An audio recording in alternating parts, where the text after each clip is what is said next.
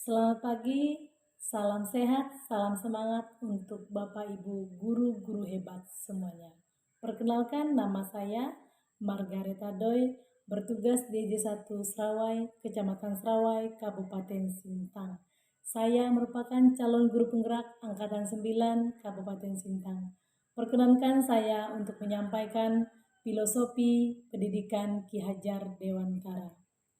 Berdasarkan pemikiran Bapak Ki Hajar Dewantara adalah pendiri pendidikan yang ada di Indonesia. Yang pertama, pendidikan merupakan persemaian benih-benih kebudayaan dalam masyarakat yang beliau katakan pendidikan dan kebudayaan tidak bisa terlepas dan harus berlangsung atau terjadi secara terus-menerus dalam kehidupan masyarakat.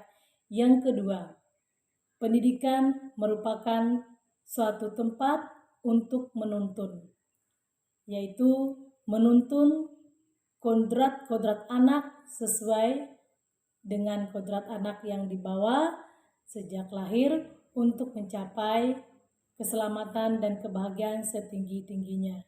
Yang ketiga, berdasarkan pemikiran Ki Hajar Dewantara, mengatakan pendidikan menyesuaikan kodrat alam dan zaman, yang mana pendidikan harus sesuai dengan keadaan lingkungan, keadaan alam, serta mengikuti perkembangan zaman, terutama pada masa kini kita tahu perkembangan pembelajaran abad 21. Yang ketiga, pendidikan merupakan penanaman budi pekerti, yang dimana budi pekerti itu adalah berkaitan dengan watak, karakter anak, yang terjadi perpaduan antara pikiran, gerakan, kehendak serta kemauan anak dalam budi pekerti itu, yaitu dituntun adalah panca indera yang harus mencipta sesuai atau seimbang antara cipta, rasa, dan karsa anak itu sendiri.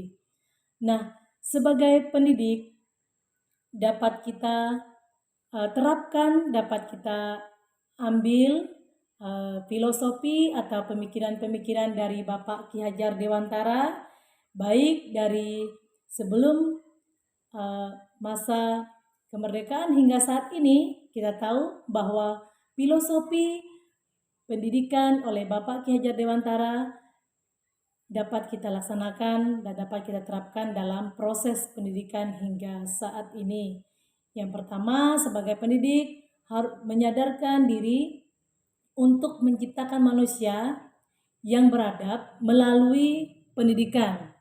Seperti contoh, sebagai pendidik menjadi tempat siswa atau anak didik kita untuk berlatih, belajar, serta tumbuh kembangnya nilai-nilai kemanusiaan yang nanti akan diterapkan dan akan secara terus-menerus dapat digunakan oleh siswa kita dalam kehidupan sehari-hari.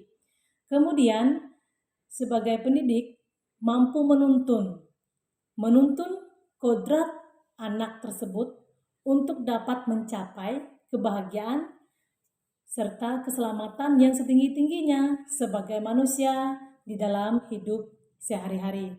Proses menuntun yang dapat kita lakukan yaitu sebagai pamong.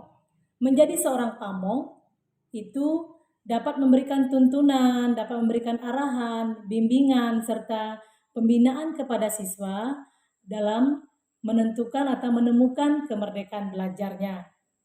Kemudian, sebagai pendidik juga harus menyesuaikan dengan kodrat alam, serta kodrat yang sudah siswa miliki, yang ada pada diri siswa, kemudian disesuaikan pula dengan kodrat zaman, yaitu salah satunya penyesuaian pembelajaran pendidikan dengan kemajuan perkembangan teknologi yang dapat kita laksanakan, yaitu dengan memanfaatkan berbagai fasilitas teknologi, memanfaatkan berbagai prasarana seperti yang dapat diterapkan melalui proses pembelajaran pendidikan abad 21.